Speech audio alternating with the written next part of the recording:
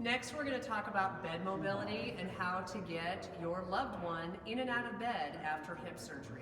So we have a big precaution in that we don't want to bend greater than 90 degrees, and we don't want a post-surgical hip to lift their own leg for several days following surgery. So you spend a lot of time laying on your back in a CPM, and we want you to spend a lot of time laying on your stomach. So getting in and out of bed is a really important skill.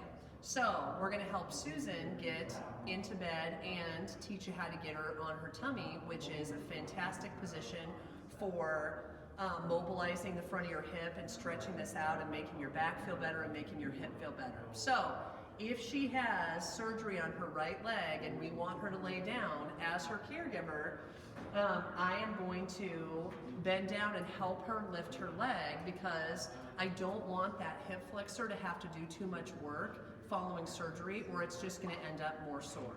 We're not going to re-tear your labrum, but we're going to end up with a hip flexor that is chronically sore and overused if we're trying to make you use it a lot right after you've had surgery. So I'm going to bend down, I am going to help lift her leg, and then she can spin around and lay down, and voila, I have her leg down.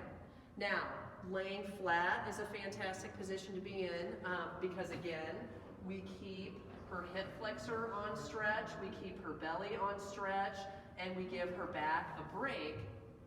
But more importantly now, I want her to spend some time on her stomach. I recommend a lot of time on your stomach. If you have been up sitting to ride in the car to physical therapy, you're sitting up to do some work, you're sitting up to have dinner. If I've been sitting for any period of time, then I recommend right after you sit that not only do you go lay down, but that you lay down on your stomach. If we lay down on our stomach, all of this tightness we get in our hip flexor and in our tummy muscle from sitting gets stretched out and relaxed to take pressure off of our hip and off of our low back. So just spending some tummy time can have a big impact on making that feel better and helping this be mobilized so I can get back to standing and walking and playing my sports and doing everything I want to a lot faster. So if I'm going to help Susan lay on her stomach, first of all, we want to lay over a pillow.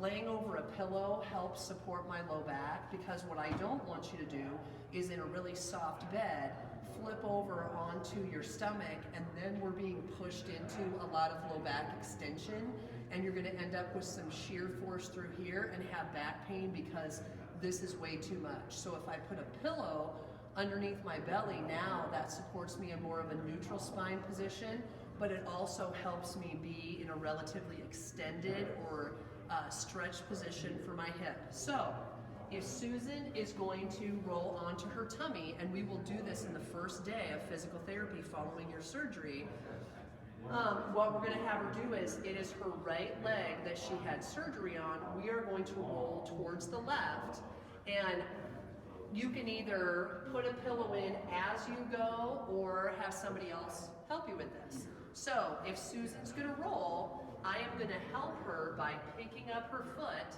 She is going to roll to the left, and I am going to support her leg so that it doesn't feel like it's being twisted on the way around, and then I can slide this pillow underneath her as she rolls. Now, we got it in there crooked, which is going to happen. At this point, it is extremely okay for Susan to lift up just a little bit, and we can slide that pillow underneath. Okay, that's not a difficult maneuver. It's hard for you to motor plan after surgery because all your brain can think is, I don't want to move through here. But actually, once you try it, it's not that bad. So now she's here.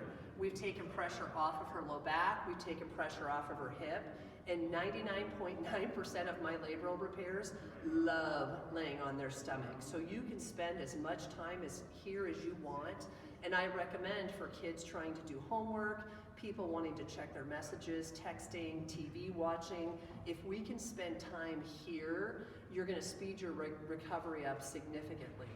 If you find that this feels good and you want even more of a little bit of a stretch, I can also have Susan bend this right knee, and so she's just gonna bend her heel, reach her heel towards her butt, and straighten that back out. So she can do, go ahead and do a couple of those. She can do a couple of right knee, just rhythmic bends, and what that does is stretches out that tissue in the front of your hip and the front of your thigh, so that when you go to stand up and you go to walk, it feels much better through your hip. And again, mobilizing the front of this leg takes a lot of pressure off that low back, which tries to compensate a lot after this surgery, and so we can end up with some low back soreness coming off of a labral repair, just because our low back tries to do so much to help out our hip.